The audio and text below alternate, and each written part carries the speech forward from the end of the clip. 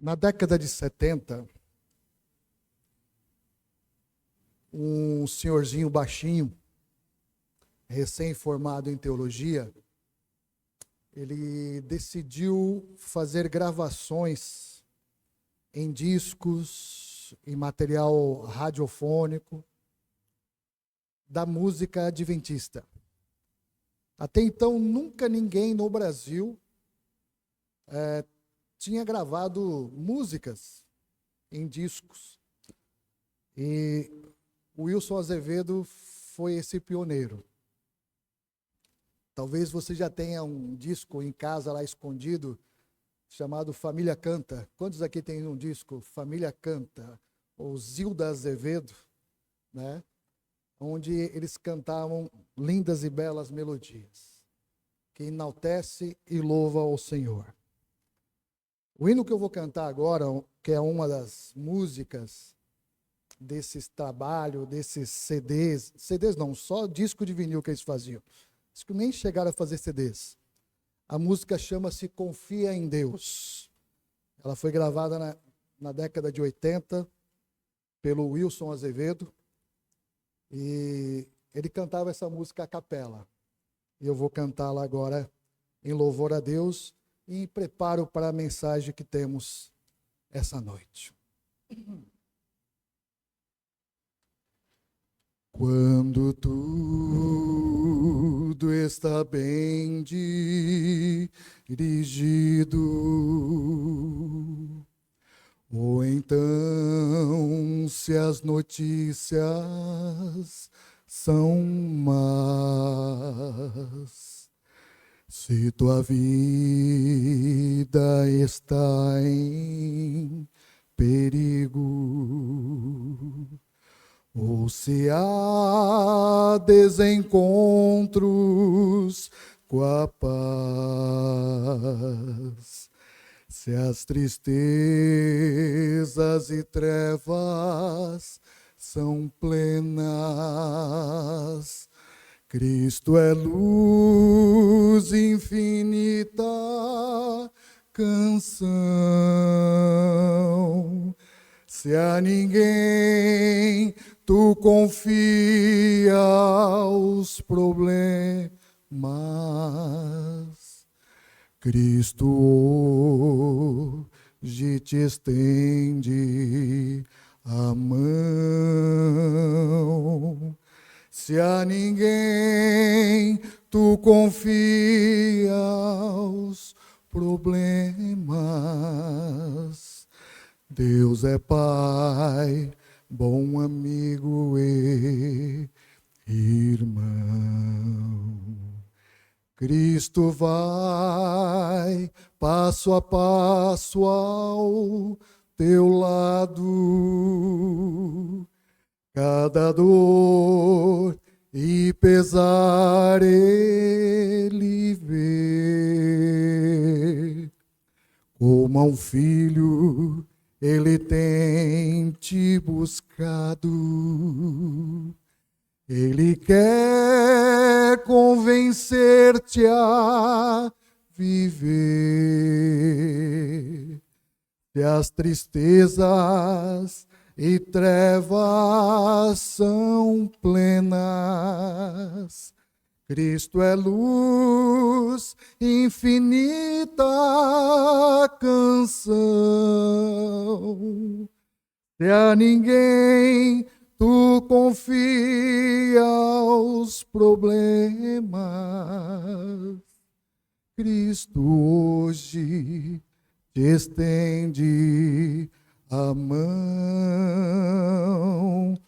Se a ninguém tu confia os problemas, Deus é Pai, bom amigo e irmão. Amém.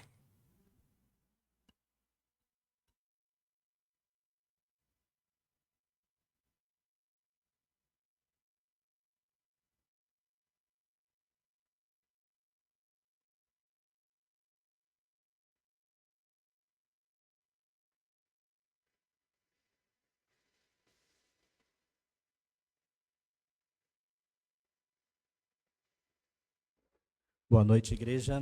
Tudo bem com vocês? Sejam bem-vindos, tá bom? Hoje nós temos uma pregadora especial.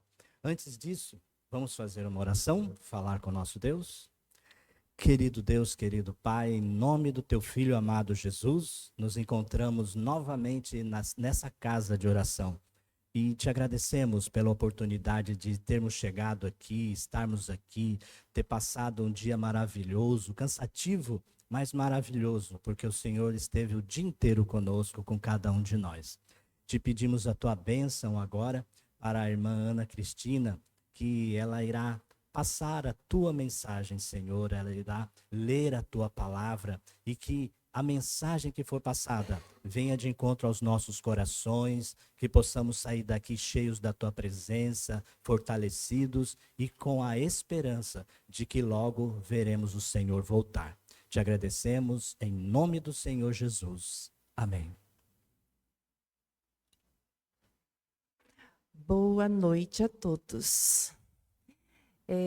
Estávamos ali atrás e aí o Franklin perguntou, você quer ficar lá em cima ou aqui embaixo? Eu gosto sempre de ficar aqui embaixo, porque é aquela coisa de ficar perto, né? E nós, assim, na quarta-feira, muitas vezes é uma reflexão que a gente acaba mais assim, como se fosse trocando uma ideia, conversando, falando sobre alguns assuntos, né? Me surpreendeu hoje meu marido cantar a capela, né? E ainda ensaiar uma música com vocês a capela, né? Ele realmente gosta de cantar, cantou durante muito tempo e agora ele está se aventurando de novo. Depois que a gente para de dar aulas, né, as cordas vocais, elas acabam ajudando, né? A gente tem um certo descanso. Queridos, quando a gente vai preparar uma mensagem, eu pelo menos eu fico assim em conflito. Meu marido, ele acompanha. Eu fico assim em conflito, mas um conflito muito grande. E parece que a gente sempre vai e escolhe aquelas que mais mexem com a gente, né? E o tema assim que eu escolhi para falar hoje é sobre limites. E eu gosto de colocar um pano de fundo. Como assim é um pano de fundo? Para que a gente tenha uma noção, assim, né? Estabelecer limites. Que a gente fala limite é assim, né? O respeito pelo outro, vai, né? Até o outro, onde o outro né? Se impõe, algumas coisas assim. Nós sabemos que quando a gente adquire algum bem material, alguma coisa, se é um eletrodoméstico, a gente já leva direto para casa, já coloca no seu lugar e já está protegido, já está dentro de casa, né? Se é um carro, você já vai lá, procura registrar, deixar registrado, você é o dono. Se é um terreno, se é uma casa, a mesma coisa, registro. E eu me lembro assim, nós, durante um tempo, nós desenvolvemos um desejo de termos um sítio, aí a gente teve um sítio, nós conseguimos comprar um terreno, e esse terreno, ele não tinha demarcação. Tinha sim, era o antigo proprietário, né? Ele precisou mudar a cerca para que o gado dele não ultrapassasse o limite ali. E é um tal de média para cá, média aqui, média para dar o terreno certo. E nós só viemos a colocar uma cerca 3 anos depois. Então, imagina, a gente construiu casa, estava tudo aberto, ou seja, era um terreno sem limite, sem nenhum tipo de... Pessoas passavam lá, os animais, tinha até a galinha de Angola que andava por lá, era uma coisa bem interessante, todo mundo andava por lá. Tinha uns vizinhos, umas crianças, cortavam um caminho ali pelo nosso sítio. Depois que nós colocamos a cerca, esses trânsitos acabaram.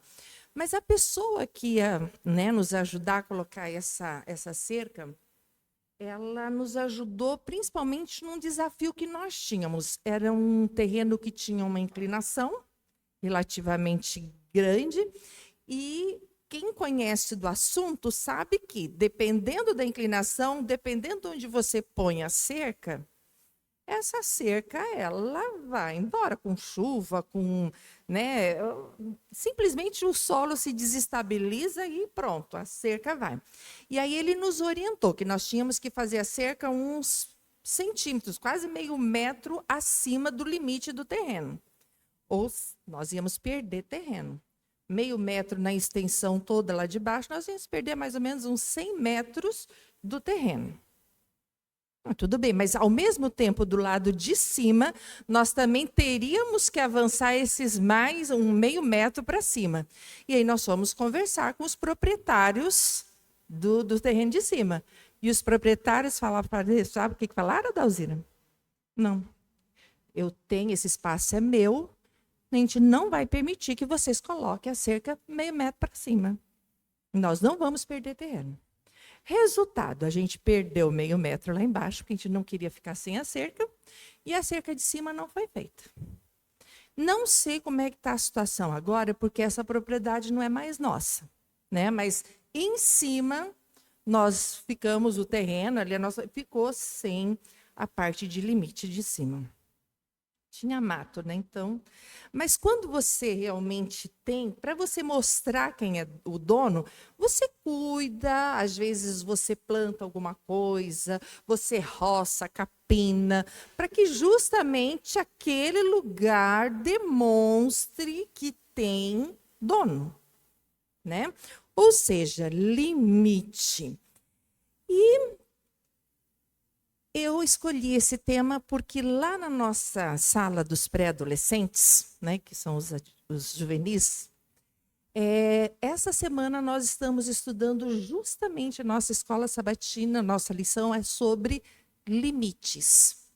E eu percebi que o assunto ele é muito mais abrangente do que isso.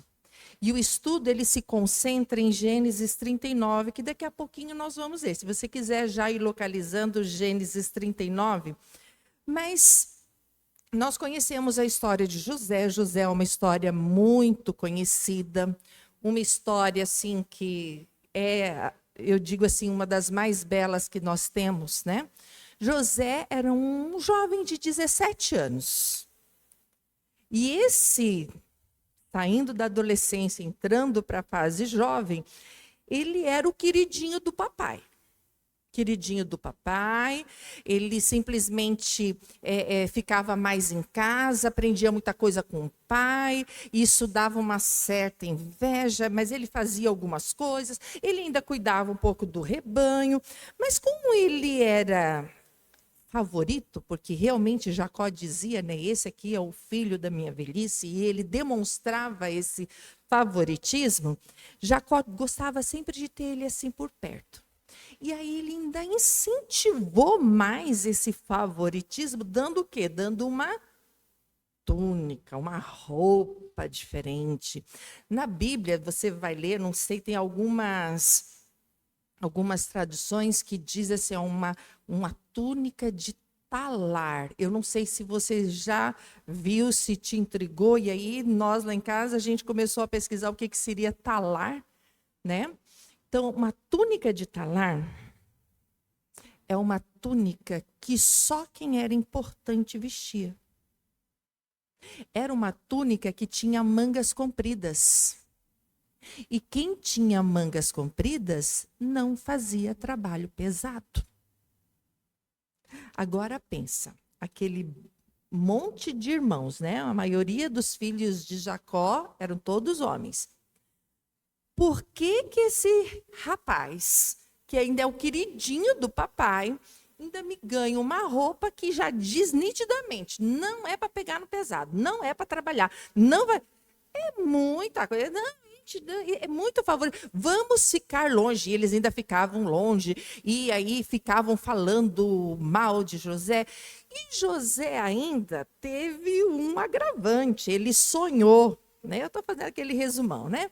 Ele sonhou e ainda foi contar o sonho para os irmãos. Ainda contou para o pai também.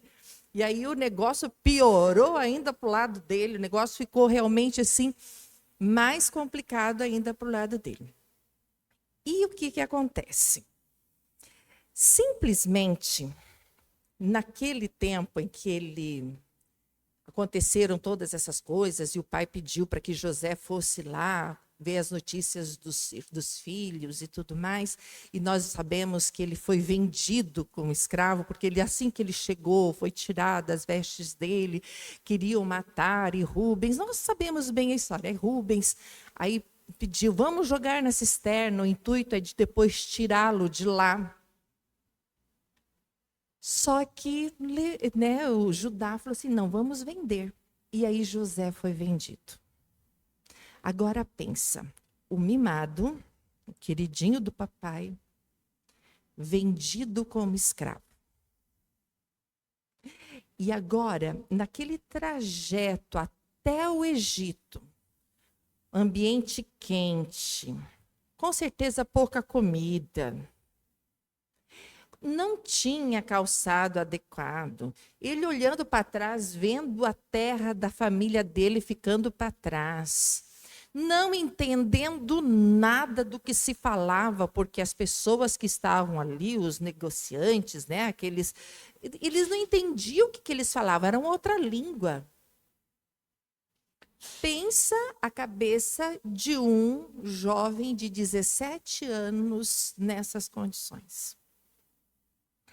E foi ali que ele começou a quebrar aquela situação de protegido, de ter tudo fácil. E ele lembrou-se dos ensinamentos do pai dele. Ele lembrou-se das coisas que ele aprendeu do pai, que ele ouviu do avô Isaac, do bisavô Abraão. Ele lembrou e ele falou, numa situação como essa, só o Deus dos meus pais, da minha família, para me ajudar. Naquele ponto, ele decidiu, tudo está errado para mim. Meus irmãos simplesmente querem a minha morte. E realmente, da forma como eu estou indo, vou morrer. Eu serei obediente. Eu quero estar com Deus. Vou conversar com meu Deus. E aí nós sabemos, ele de boa aparência, Potifar se encantou com ele, mesmo porque ele sabia ler, ele tinha assim uma certa instrução, e ele foi então trabalhar em Potifar. Vamos lá no capítulo 39 de Gênesis, nós vamos ler do versículo 6 até o versículo 12. Vamos lá, do versículo 6 ao versículo 12. Eu arrumei uma Bíblia. Essa Bíblia aqui era minha. Aí eu dei para o meu sogro, em letra gigante. Hoje ele não está mais se preocupando com a Bíblia e eu fiz uma restituição de posse. Então agora eu estou de novo com a minha Bíblia. Vamos lá. Potifar, tudo o que tinha, confiou às mãos de José, de maneira que, tendo-o como mordomo, de nada sabia, além do pão com que se alimentava. José era formoso de porte e de aparência.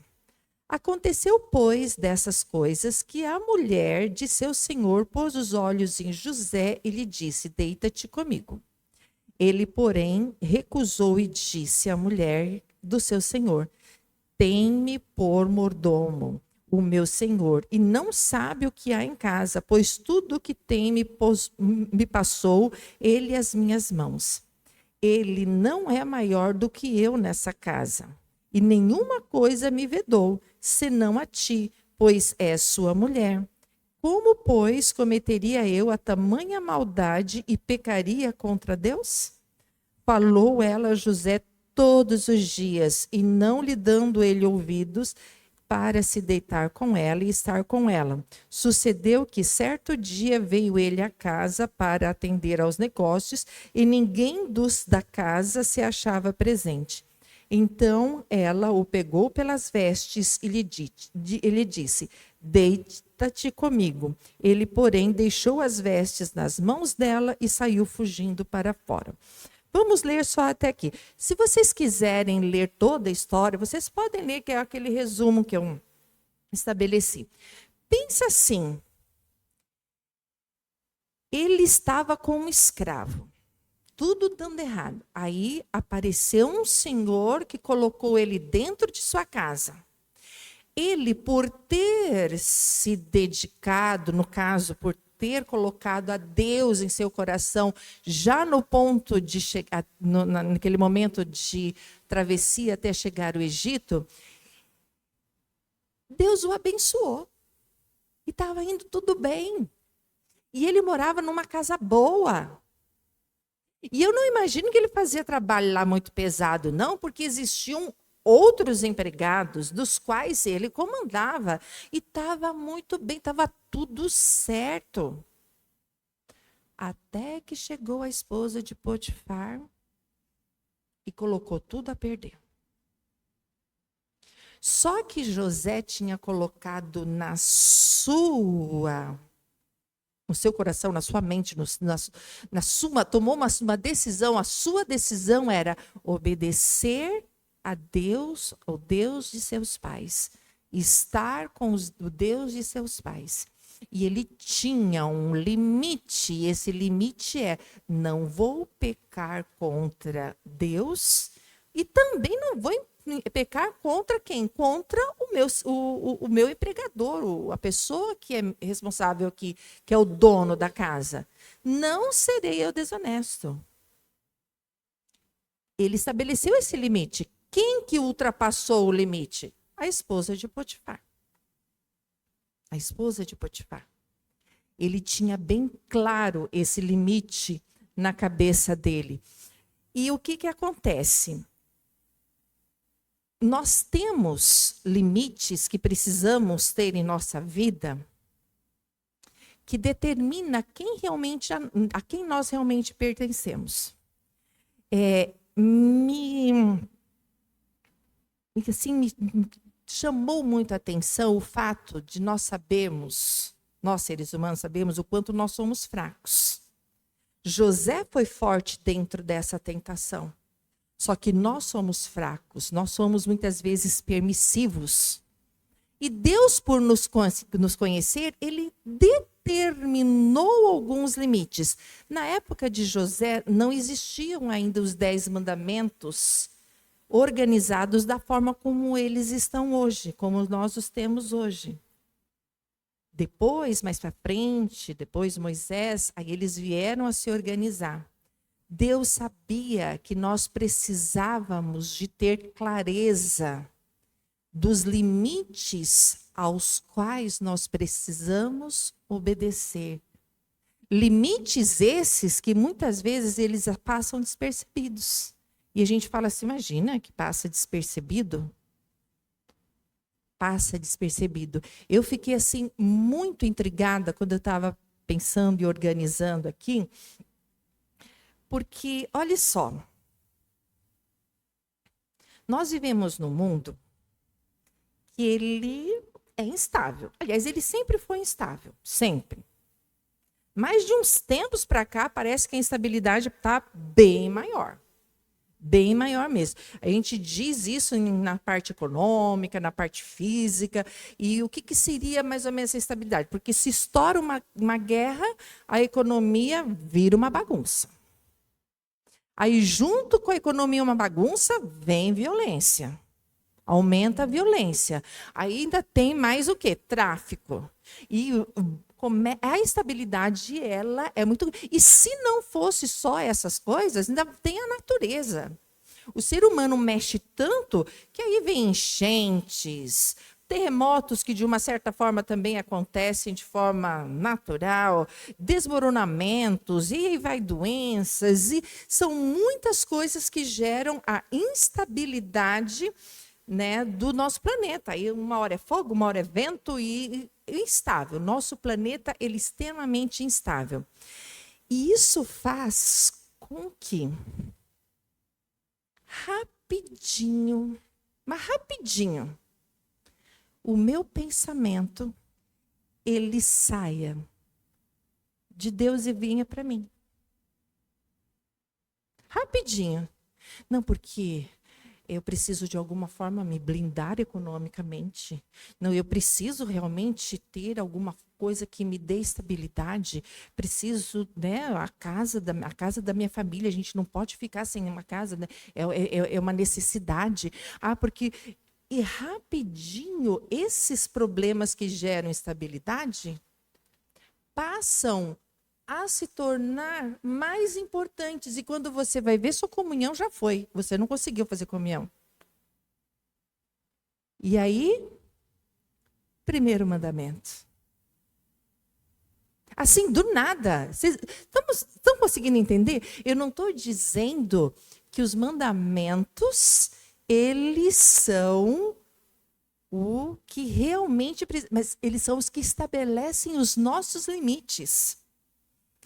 Para que eu consiga ter daí uma determinada estabilidade, às vezes eu lá no meu trabalho me envolvo com alguns amigos, com algumas conversas, e de repente eu deixo soltar uma conversa de duplo sentido que acaba me favorecendo, mas acaba de repente prejudicando um amigo, ou às vezes é uma conversa intencional, às vezes é um esconde daqui, esconde de lá, e lá se vai o 9º mandamento.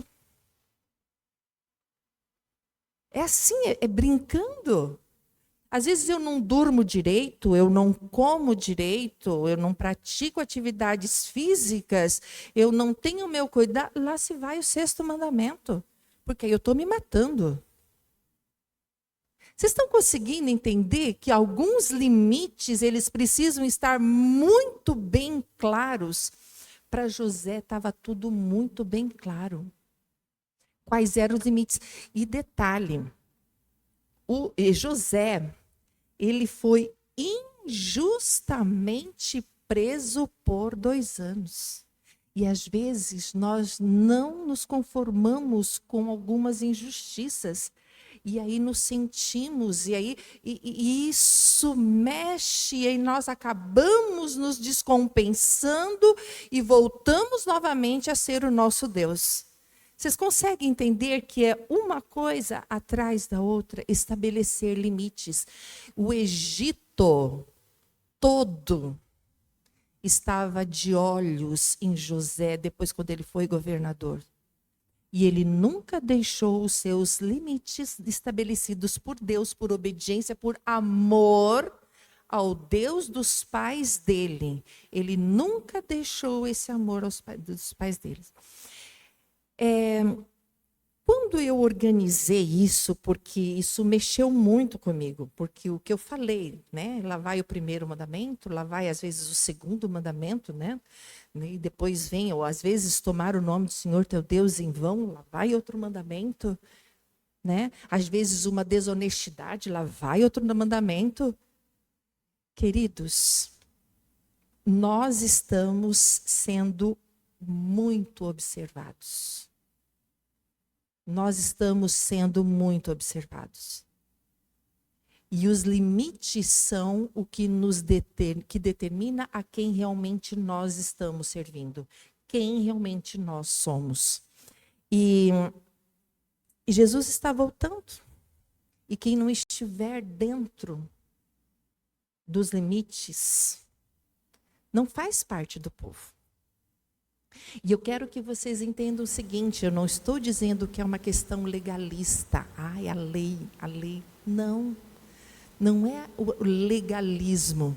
Eu simplesmente, tanto que me chamou muita atenção, nem sempre eu assisto aqui, eu não consigo mais, faz mais de um ano que eu não assisto mais a escola sabatina aqui, né? Que a gente está agora sempre lá com as crianças, né? Apostatando. Aí o que acontece? De vez em quando eu vejo a transmissão e me chamou muita atenção o pastor Armando agora, sábado. Eu acho que vocês vão se lembrar de uma fala dele, que ele diz assim: irmãos, cuidado, hein? Cuidado com o céu que você está pensando. Tem gente que está pensando no céu, mas cuidado com o céu que você está pensando. Por quê? Porque tem gente que pensa assim, eu vou para lá porque lá não tem dor, lá não tem doença, lá não tem morte. Pois é, para lá que eu vou. É aquele jeitão do pastor Armando falar, né? Você só quer ir para lá por causa disso? Você tem que ir para lá porque você ama a Jesus. E quando você ama a Jesus, você começa a saber estabelecer os limites de uma pessoa que ama. E aquela pessoa que ama a Jesus e que obedece, nitidamente uma pessoa vem conversar com você, ela sabe que não é qualquer conversa que vai ter com você. Ela sabe que não é para vir falar mal de A, B ou C, porque você já vai cortar isso daí. A pessoa sabe que no sábado você está na igreja. A pessoa sabe que você é honesto. Só que mais do que essa pessoa, quem sabe de você é você mesmo. Um dia, os nossos professores que passam pela vida da gente, eles falam cada coisa. E um professor disse: queridos, você não vai ser julgado só pelo que você faz. Você vai ser julgado também pelo que você pensa. Eu falei assim, pronto, tô fora. Porque às vezes nós não fazemos por uma questão até de ética. Ética social, ética das, né? A gente faz por coisa de ética. Mas que dá vontade da pessoa tropeçar e quebrar a perna, dá. Que dá vontade de algumas coisas, porque, queridos, comece a estabelecer limites. Um limite de um cristão. Um limite que vai ser fiel de qualquer custo, praticando injustiça com você ou não. José, ele deu um testemunho que perdurou por muito, muito, muito tempo. Perdura até hoje. No céu nós vamos ter o privilégio de encontrarmos pessoas que vão contar para você, vão contar para mim, coisas que você fez, que você nem imaginou que você fez. E que foi o diferencial na vida deles. Cuide com os seus limites. Eu quero cantar agora junto com vocês, Leandro vai me ajudar. Nós vamos cantar o hino Fiel a Toda Prova, o hino 288. Nós vamos cantar Fiel a Toda Prova. José, ele foi fiel, que nós sejamos também. E Jesus está voltando, nós precisamos estar dentro desse povo, separado pelos limites de Jesus. E lembre-se, você é observado sim. Você está no mercado, tem gente te olhando. Né? Quem é professor, então, misericórdia, porque ali tem aluno para todo quanto é lado, né, Leandro? A gente não pode fazer nada errado. Mas nós não podemos fazer errado mesmo, sabe por quê? Porque nós somos de Jesus. Vamos levantar para cantar?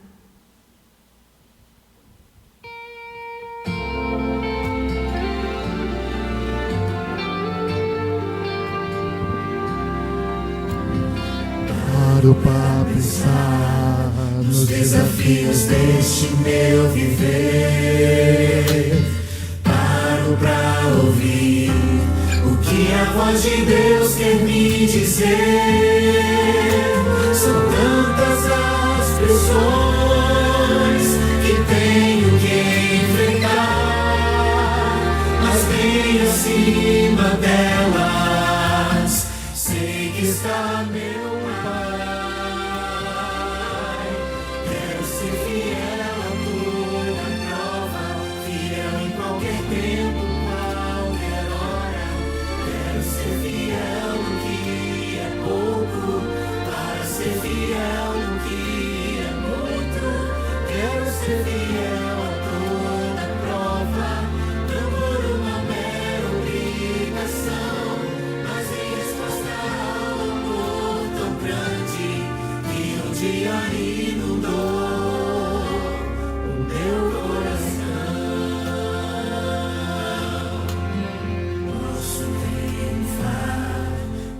só vi que já venceu por mim. Posso me apegar à forte mão de um Deus tão grande assim.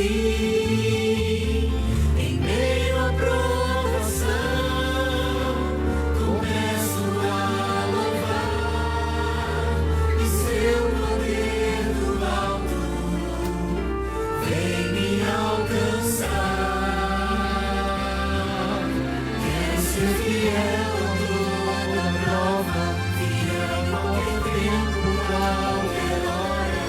Quero ser fiel no que é pouco, para ser fiel no que é muito. Quero ser fiel a toda prova, não por uma mera obrigação, mas em resposta a um amor tão grande que um dia inundou o meu coração. Essa é a parte mais bonita dessa música. Deus majestoso, Pai tão grandioso, envie meu auxílio, seu anjo mais poderoso. Quero ser fiel a toda prova, não por uma mera obrigação, mas em resposta a um amor tão grande, ao amor tão grande, ao amor tão grande, que um dia inundou o meu coração.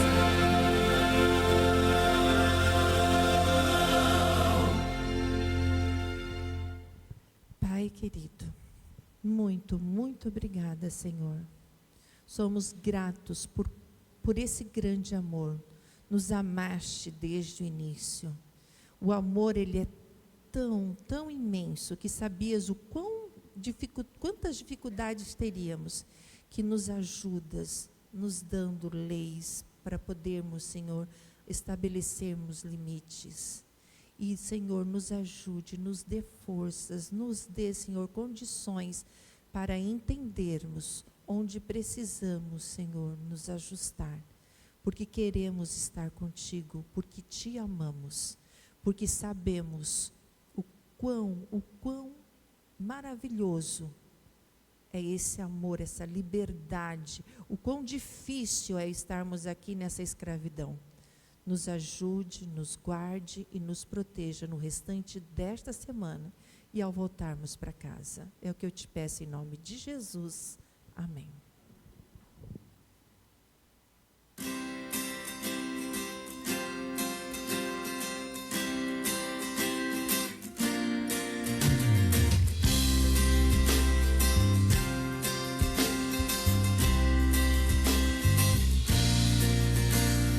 Venha, Senhor, em minha vida, pois quero ser templo teu. Quando eu sair deste lugar, que Jesus permaneça em mim. Permaneça